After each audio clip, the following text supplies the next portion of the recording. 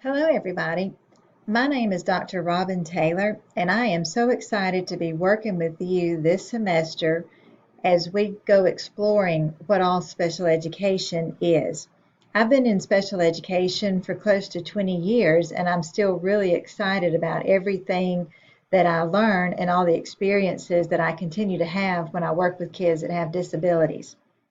I wanted to first begin by sharing with you the syllabus that you can see right here, and to point out to you that even though we're going to be online, I'm still going to be very available to you.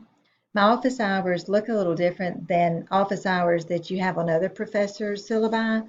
For example, I'm going to be available to you through Google Hangouts, through Skype, and through my phone and text, as well as, of course, email.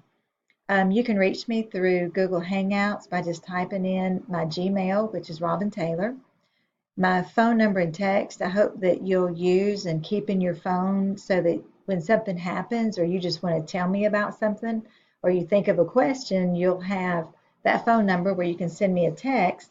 And then my Skype username is rtaylor6_2. I wanted to be available to you at times when you had a minute. And I was thinking that early in the morning when you're getting dressed, or for some of you when you're driving to your placement or back to Dalton State, you might have time.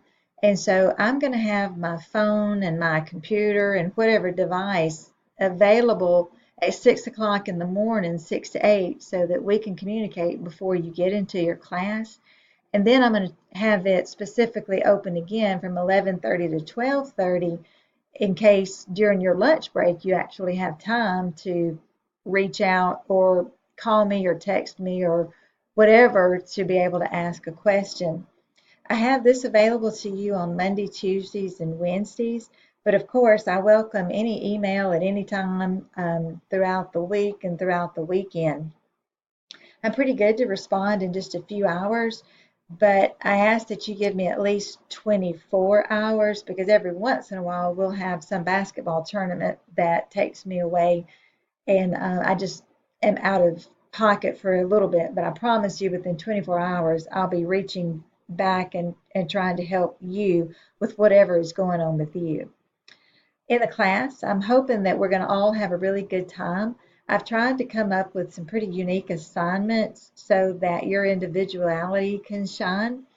We're going to still be covering some pretty heavy duty content, but the way that you're going to present it back to me, the way that you're going to show me that you actually understand or are able to apply this content is going to take on some different presentation styles and different formattings that I'll show you in just a little bit. We have 5 specific assignments. They're listed here, and I really do think you're going to love it. I think at first you might say, what in the world is she talking about? But I think once you start doing it and you realize that I'm on your side, there's not really a right or wrong. We're just going to be working together to get the best product. I think you're going to enjoy it, and I really do think you're going to learn lots of different things. In a nutshell, on this table is a breakdown of each of the assignments and their point value. You'll have throughout the semester 13 opportunities. Our course runs 16 weeks, and within that 16 weeks, I've designed 13 opportunities for you to do a reading check. You only have to do 10. So that's almost like you get 3 practice ones if you wanted to. You don't need them, you're going to be fine. But anyway, that gives you some wiggle room. Perhaps there's one chapter that you particularly like and it would be easy to come up with a presentation for it, and others that might be a little more complicated. So that gives you a chance to kind of pick and choose. We have IRIS modules. That's an online module that's been produced by the University of Vanderbilt, which has a phenomenal special ed department. You'll complete 4 of those. They count 25 points each, and you'll submit them within our Dropbox. The week, and like when you look at the syllabus, you'll see it's broken down week by week. And so when an IRIS module is due that week, that means it's due the following Sunday, a minute before midnight. So when I look at our course, in my brain, it's going to start Monday morning at 8 o'clock, and it doesn't end until the following Sunday at 11:59, right before midnight. We're also going to have create a visual representation of an IEP or an IFSP meeting, and then you are going to have a resource package and a presentation that you'll present. And then you've got a pretty cool assignment that's going to be based on your field experience. The first assignment that I was telling you about are the reading checks. And so they're kind of hard to understand. But in Georgia View, when you look at your course, when you're looking under the syllabus and intro to course information, you're going to see a link that lets you look at your formats that you can choose. For instance, if in our week we're talking about an IEP meeting and we talk about policies and procedure and the referral process, you'll read that information, you'll watch some YouTubes or some videos, you might read something that I've written to you, you'll have your information that you've collected. And so then you come to this tab and you decide what would be the best way for me to put that information together to get back to Dr. Taylor to show her that I understand it. For some of you, it might be a comic strip. For others, it might be a flyer. For some, it might be a handout that's a digital handout, such as S'more. So on Georgia View or Brightspace, you'll see that there are lots of different options for you to choose. Pear Deck is one of my favorite things that I've ever used. So I hope that you'll check that out. So I want you to not only learn about special education, but I want you to learn some other technology tools other than just a PowerPoint. Some of you I know may be resistant to technology, and that's all right because you'll see up here I'm giving you a chance to also choose just writing a paragraph if you wanted to, or to create a PowerPoint. But I'd like for you to really step out of the box in your comfort and try to use a technology that's different so that you're learning something new as well. As we go through the course, if you have any questions about that, then please know that I want to help you and I'll try to do everything I can to make it clear for you. So again, a reading check is nothing more than reading the information that's presented in the week, coming over to your options for formatting, and then picking, okay, well, this week I'm going to try Pear Deck. I don't know what it is, but Dr. Taylor said she really liked it, so I'm going to check it out. So you go to that website, you see what it's about, and then you decide, okay, I'm going to put this information in Pear Deck, and then I'm going to share that with Dr. Taylor. Some of you might like to draw, so you may create a cartoon that represents what the content was about. So again, it's not that you're going to have to type out some long drawn information and look up stuff. It's going to be, I've read it, now let me think about what that really means, and then you're going to retell it back, just in a different kind of way. Assignment 2 are 4 IRIS modules. Right here are the web addresses, but again, they're built into Brightspace, so whenever you hit the week where that's required, that module will be waiting on you to click.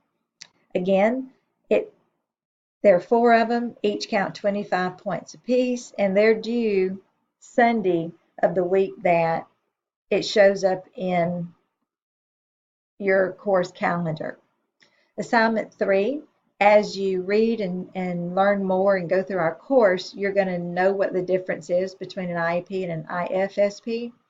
And once you do, you're then going to create a visual representation of what that is.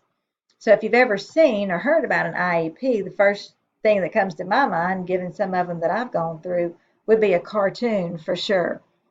Some might be close to a horror story.